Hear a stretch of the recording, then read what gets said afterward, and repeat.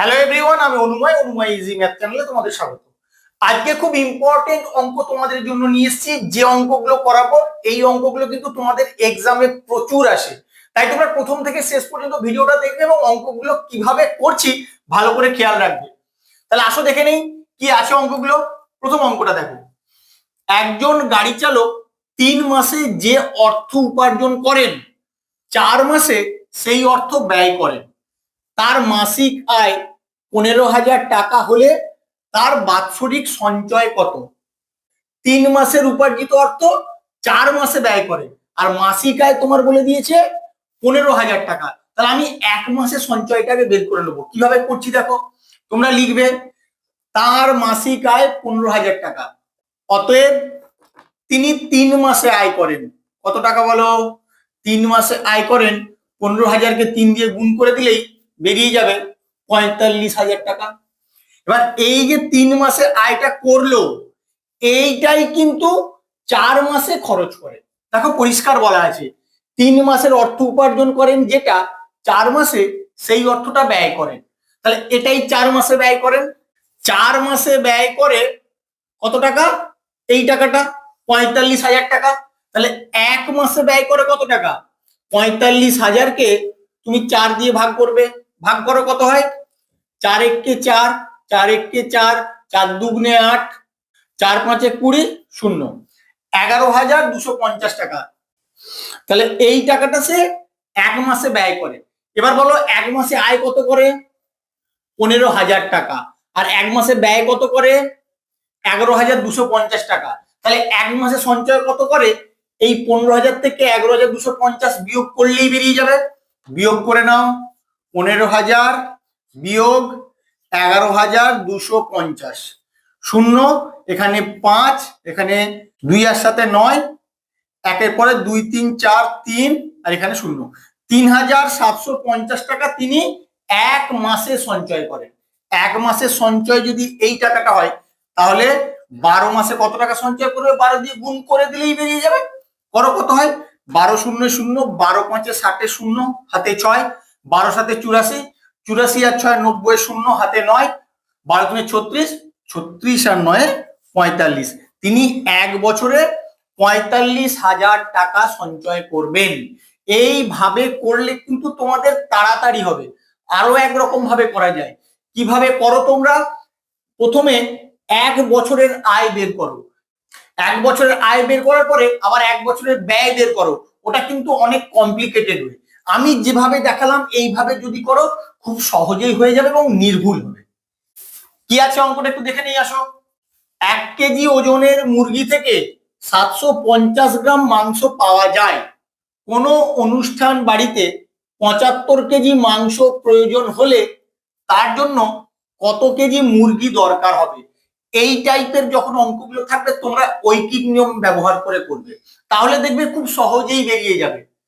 কিভাবে করছো তাহলে দেখে নাও। তুমি আগে 75 কেজিটাকে গ্রামে প্রকাশ করে দাও। কত হবে? 75,000 গ্রাম। আর এখানে 1 কেজি ছিল, 1 কেজিটা এটাও গ্রামে প্রকাশ করে নেবে। কত হবে? 1,000 গ্রাম। এবার ঐকিক নিয়মে যেটা বের করতে হয় সেটা আমি রাখবো ডান দিকে, আর যেটা দেওয়া থাকবে সেটা রাখবো আমি বাঁ দিকে। আমি ছকটা করছি না, শুধু লিখে দিলেই তোমরা বুঝতে পেরে যাবে যে এইভাবে সলভ করতে হবে। তাহলে আসো দেখে নেই। এরকম করবে, 750 গ্রাম মাংস পাওয়া যায় 1,000 গ্রাম মুরগি থেকে। 1 গ্রাম মাংস পাওয়া যায় কত গ্রাম মুরগি থেকে সেটা বের করতে হবে। লিখবে 1 গ্রাম মাংস পাওয়া যায় কত গ্রাম হবে। আমি এখানে একটা জিনিস বলে দিচ্ছি, এটা যদি একবার দেখে নাও বা শুনে নাও আর কোনোদিনও ভুলবে না। অনেকের কি কনফিউশন থাকে, এই যে 750 উপরে হবে না নিচে হবে, উপরে হবে না নিচে হবে।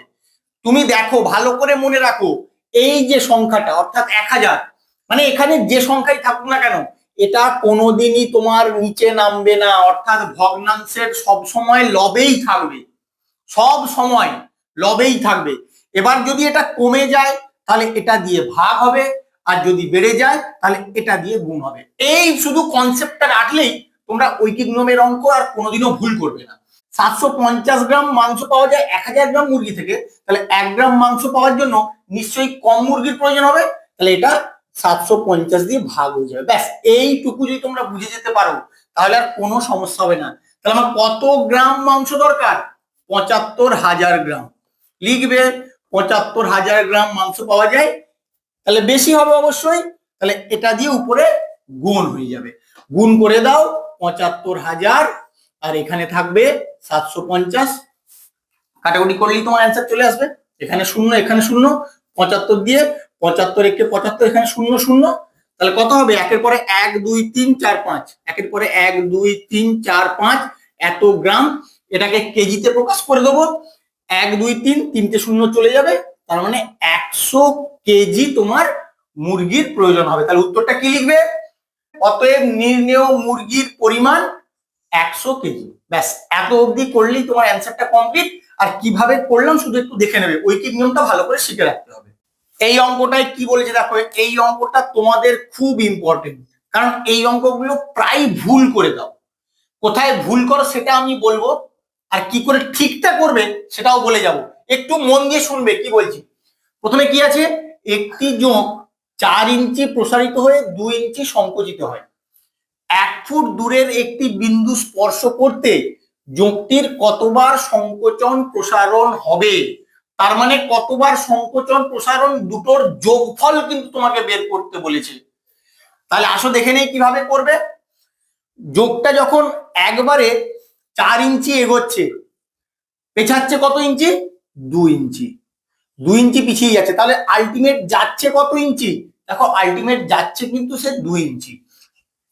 তাহলে তোমরা লিখবে যোগটির একবার সংকোচন প্রসারণে যোগটি অগ্রসর হয় 4 ইঞ্চি বিয়োগ 2 ইঞ্চি সমান 2 ইঞ্চি। তাহলে একবার সংকোচন প্রসারণে যোগটা কত ইঞ্চি দূরে যায়? 2 ইঞ্চি দূরত্ব সে কভার করতে পারে। এবার কত ইঞ্চি দূরত্ব তাকে কভার করতে হবে? তাকে কভার করতে হবে 1 ফুট। 1 ফুট সমান কত ইঞ্চি? 1 ফুট সমান 12 ইঞ্চি।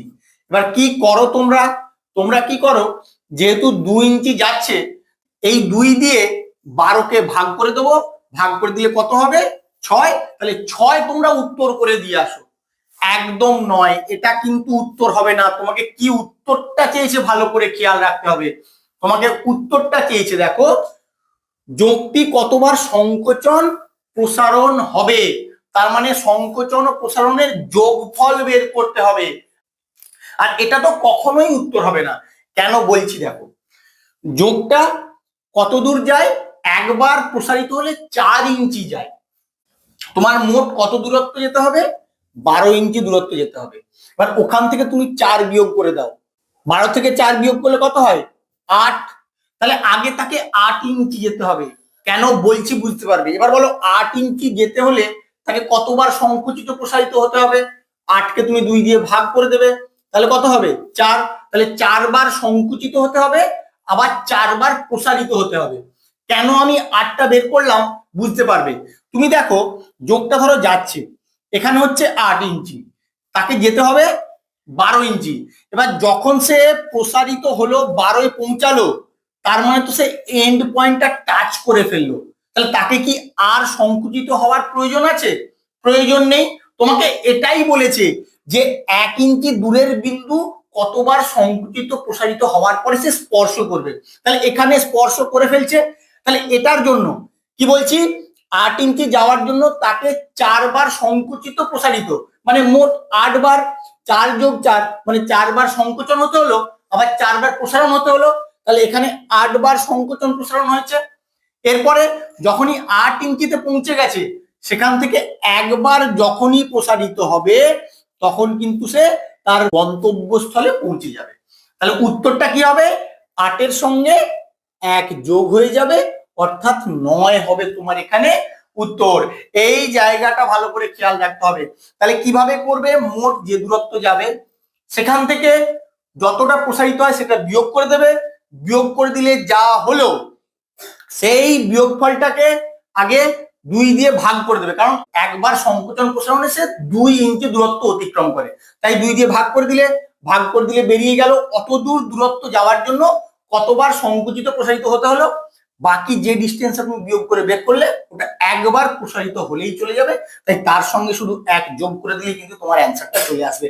এই জায়গাটা ভালো করে খেয়াল রাখতে হবে।